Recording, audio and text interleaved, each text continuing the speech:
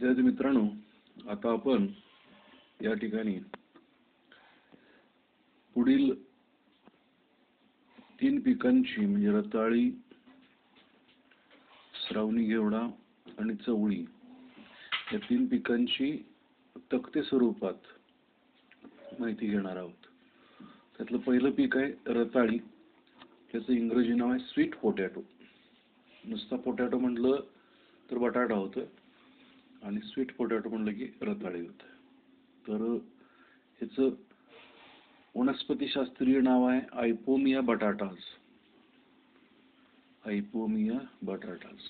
कुळ आहे कन्व्हालो हुलेसी आणि उगमस्थान आहे दक्षिण अमेरिका.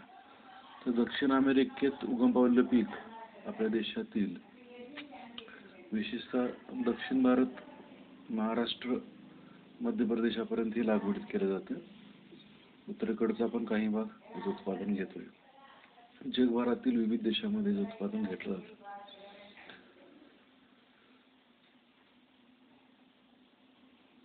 कोल्हापूरमध्ये सुद्धा आजरा, चंदगड त्या भागामध्ये रताळीची लागवड होते. तर रताळा प्रामुख्यानं आपण उपवासाचं खाद्य म्हणून खातो. जे चिप्स बनवता येतात किंवा शिजवून खाता येतं, भाजूनही खाता येतं.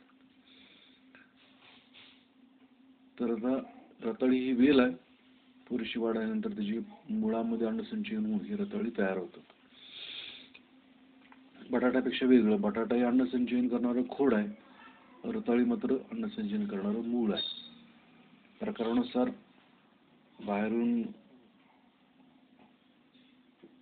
तांबूस ब्राउनिश रंगछटा असणारी साल असणाऱ्या व्हरायटीज आहेत आणि काही पांढऱ्या किंवा सोनेरी साल असणाऱ्या काही व्हरायटीज आहेत. तर पहिल्यांदा हवामान. याच्या लागवडीसाठी उष्ण, उबदार आणि दमट हवामानाची गरज असते. 21.6 ते 26.7 असं म्हटलंय. ह्या दरम्यानचं तापमान पाहिजे, पुरेसा सूर्यप्रकाश पाहिजे आणि मध्यम प्रकारचं पाऊसमान पाहिजे.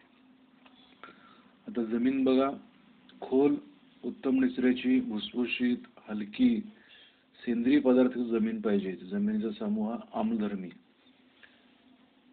ते सौम्य आम्लधर्मी म्हणजे 5 ते 6.7 ह्या दरम्यान त्याचा समूह असावा. अशा जमिनी निवडायच्या. चिवट जमिनी, क्षार जमिनी निवडायच्या नाहीत. ह्यातल्या जाती जर बघाल तर त्याच्यामध्ये पुसा सफेद, सम्राट, श्रीवर्धिनी, कालमेघ, पुसा सुनहरी, पुसा लाल, V35, वर्षा, कोकण अश्विनी आणि श्रीनंदिनी अशा जाती. आता लागवडीचा हंगाम खरीपातला आणि रबी मधला आहे. म्हणजे जुलै आणि नोव्हेंबरचे 2 कालखंड आहे. लागवडीचं अंतर 2 फूट बाय 1 फूट अंतर आहे. वाफे करून त्याच्यामध्ये लागणी करतात. बियाण्याचं प्रमाणाचं छाट कलम वापरतात. जर काही म्हणजे जे काही वेल आहे त्याचे 4 डोळ्याचे तुकडे करायचे, मधले 2 डोळे जमिनीत गाडायचे आणि वरल्या 2 डोळ्यापासून त्याची वेल तयार होते. अशा पद्धतीनं प्रति हेक्टरी आपणाला 40 ते 50 हजार छाट कलम म्हणजे कटिंग्ज लागतात. फांदीचे तुकडे लागतात, वेलीचे तुकडे लागतात. खतं बघाल तर 15 टन शेणखत, 60 120 किलो NPK प्रति हेक्टरी द्यावा. नेहमीप्रमाणे अर्धनत्र पूर्ण स्फुरत फळाच्या लागवडीच्या वेळेला, उरलं अर्धनत्र 1 ते 6 महिन्यानंतर द्यायचं. आता आंतरमशागत बघाल तर वाढीच्या काळात तणाचं नियंत्रण करायचं. लागवडीनंतर 15 ते 20 दिवसांनी मातीची भर द्यायची, 2 कामं करायची. आणि वेल जिथं पसरते तर प्रत्येक पेराच्या ठिकाणी मुळं येतात. ती मुळं जमिनीत अधिक वाढू द्यायची नाहीत, परतवायचं ते वेल. त्यामुळं जे मूळ 2 डोळे आपण जमिनीत गाडलेत त्यापासून येणाऱ्या मुळापासून चांगली मोठी रताळी तयार होतात. काढणी.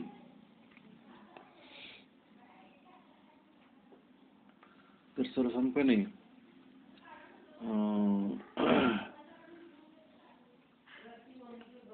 लागवड केल्यापासून 5 महिन्यांनी काढणी सुरू होते. वेल वाढल्यानंतर नांगरणी करून अगर खुदाई करून काढणी करायची. 10 ते 17.5 टन एवढं उत्पादन मिळतं हेक्टरला. त्या किडीमध्ये हुमणी, भुंगेरे आणि मूळ पोखरणारी कीड अशा प्रकारच्या 3 किडी आहेत. त्यासाठी थिमिट-फोरेट आणि मग पानावरून द्यावयाची कीटकनाशक फवारून देऊ शकतो आपण. थिमिट-फोरेट जमिनीत द्यायचं. रोगामध्ये मुळकूज, खोडकूज आणि तांबेऱ्यासाठी डायथेनियम 45 किंवा बोर्डो 22 फवारून द्यावं. मुळकूज खोडकूजसाठी आळवणी करावी 22 अशा पद्धतीनं रताळी पिकाची माहिती सांगता येईल. त्यानंतर पुढचं पीक आहे श्रावणी घेवडा, त्याला फ्रेंच बीन असं आपण म्हणतोय. तर शास्त्रीय नाव याचं आहे फिजिओलस वल्गॅरिस. कुळ आहे ते लेग्युमिनसी म्हणजे शेंगवर्गीय पीक आहे. उगमस्थान दक्षिण अमेरिका. दक्षिण अमेरिकेमध्ये उगम पावलेलं पीक हे जगभरामध्ये लागवडीत केलं जातं. महाराष्ट्रामध्ये बहुतेक सर्व जिल्ह्यामध्ये पावसाळ्यामध्ये पीक घेतलं जातं. आंतरपीक म्हणून बऱ्याच काळापासून प्रसिद्ध आहे. हवामान बघाल तर याच्यामध्ये थंड हवामान आहे. मध्यम पाऊस, 15 ते 25 सेल्सिअस तापमान उत्तम आहे. अधिक थंडी मात्र या पिकाला मानवत नाही. शक्यतो आपल्याकडं हे पावसाळ्याचं पीक म्हणून त्यासाठी घेतलं जातं म्हणून हरकत नाही. झुडपासारखं वाढतं. पुरेशी वाढ झाल्यानंतर गुलाबी छटाची फुलं येतात. त्यामध्ये शेंगधारणा होते. पूर्ण वाढलेली कोवळी शेंग आपण भाजीसाठी काढू शकतो किंवा आतल्या बिया उसळीसाठी आपण पूर्ण वाढल्यानंतर काढू शकतो. कॅनिंग हे परदेशामध्ये केलेलं दिसतं. जमीन बघाल तर हलकी ते मध्यम पाण्याचा निचरा करणारी सौम्य आम्लधर्मी 6 ते 6.8 निवडावी.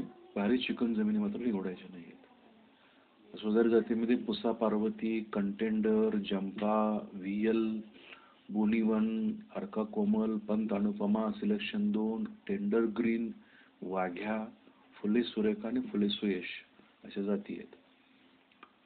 यापैकी योग्य जात निवडून आपण लागवड करावी. लागवडीचा हंगाम आहे तो खरीप, रबी, उन्हाळी 3 वेळा सांगितलं. त्याच्याकडे सौम्य पश्चिम महाराष्ट्रात 3 वेळा होऊ शकतं. बियाचं प्रमाण 80 ते 90 किलो प्रति हेक्टरी. त्यासाठी बीज प्रक्रिया करायची आहे. रायझोबियमची 10 किलो बियाला 250 ग्रॅम प्रमाणात बीज प्रक्रिया करायची आणि लागण करायची. आता लागण 2 ओळीनंतर 2 फूट आणि एका ओळीतल्या 2 रोपातलं अंतर 2 टोकणीतलं अंतर 20 सेंटीमीटर ठेवायचं. खताचं 15 ते 20 टन शेणखत, 50-60 किलो NPK ची मात्रा द्यायची आहे. आंतरमशागतीमध्ये पेरणीनंतर 15 दिवसांनी खुरपणी करायची आहे. रोपांची विरळणी करायची आहे. 2 पेक्षा जास्त रोपं असतील तर नियमित पाणी पुरवठा करायचा आहे. आता काढणी बघाल तर लागवडीपासून 2 महिन्यानंतर शेंग पूर्ण वाढल्यानंतर फुगीर होण्यापूर्वी कोवळ्या शेंगाची तोडणी करायची. काय सांगितलंच तुम्हाला मी. आणि बियासाठी असेल तर मग पिवळे झाल्यानंतर काढणी करायची. तर उत्पन्न बघाल तर हिरव्या शेंगाचं 30 ते 40 टन मिळतं. बिया करणार असेल तर 1 ते 1.5-2 टन प्रति हेक्टरी मिळतं. किडी बघाल तर मावा, तुडतुडे फुलकिडी आहेत. यासाठी निवाक्रॉन औषध फवारून द्यायचं 1 लिटर एकमेव टाकून. रोगामध्ये भुरी, तांबेरा, करपा, केवडा असे रोग आहेत. यासाठी सौम्य बुरशीनाशक फवारून द्यायचं. 22 बोर्ड फवारून द्यायचं. हे झालं श्रावणी घेवडाचं. त्यानंतर आता या व्हिडिओतलं शेवटचं पीक चवळी. तर चवळीचं इंग्रजी नाव आहे काउपी.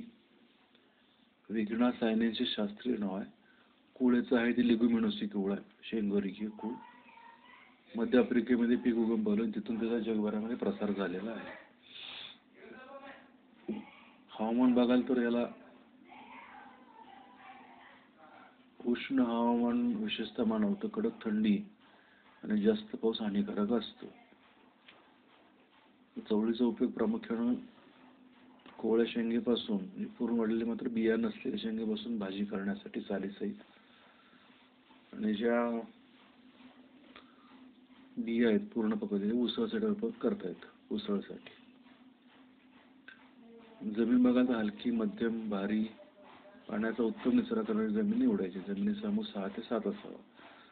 सुधारित जाती बघाल तर पुसा फाल्गुनी, पुसा दू फसली, पुसा बरसाती, असीम, पुसा ऋतुराज, पुसा कोमल, दाफोली 5, अर्का गनिमा अशा ह्या जाती आहेत. यापैकी योग्य जात निवडून आपण लागवड करावी. लागवडीचा हंगाम वर्षभर आहे. म्हणजे आपण जून मध्ये करू शकतो, सप्टेंबर करू शकतो, जानेवारी करू शकतो. बियाचं प्रमाण 12 ते 20 किलो प्रति हेक्टर आहे. त्यासाठी सुद्धा रायझोमचं बीज प्रक्रियेचं कामकाज करून घ्यायचं. खतं बघाल तर 15 टन शेणखत आणि 50-60-60 किलो NPK प्रति हेक्टर द्यायचं. नेहमी प्रमाणे स्प्रेड करून द्यायचं. आंतरमशागत लागवडीनंतर 15 दिवसांनी तणांची खुरपणी करून व्यवस्थापन करायचं आहे. काढणी बघाल तर त्यातल्या लोकांनी जाती लागवडीपासून 1.5 महिन्याने काढण्यासाठी सुरू होतात. उशिरा जाती 3 महिन्यानंतर काढण्यासाठी सुरू होतात. पूर्ण वाढल्या कोवळ्या शेंगा काढून ती विक्री करायची आहेत. उत्पन्न बघाल तर हिरव्या शेंगेचं 7.5 टन ते 10 टन मिळतं आणि बियाचं 1 टन मिळतं प्रति हेक्टर. किडी बघाल तर मावा, तुडतुडे, शेंग पोखरणारी आहे. यासाठी मॅलाथिऑन फवारून द्यायचं. रोगामध्ये भुरी, मोझेक आणि मर. मोझेक हा विषाणू जन्य रोग आहे. यासाठी तुडतुड्याचा बंदोबस्त करावा, मावा किडीचा बंदोबस्त करावा. भुरी आणि मरसाठी सोमी बुरशीनाशक फवारावं. थांबायचं आपण या ठिकाणी.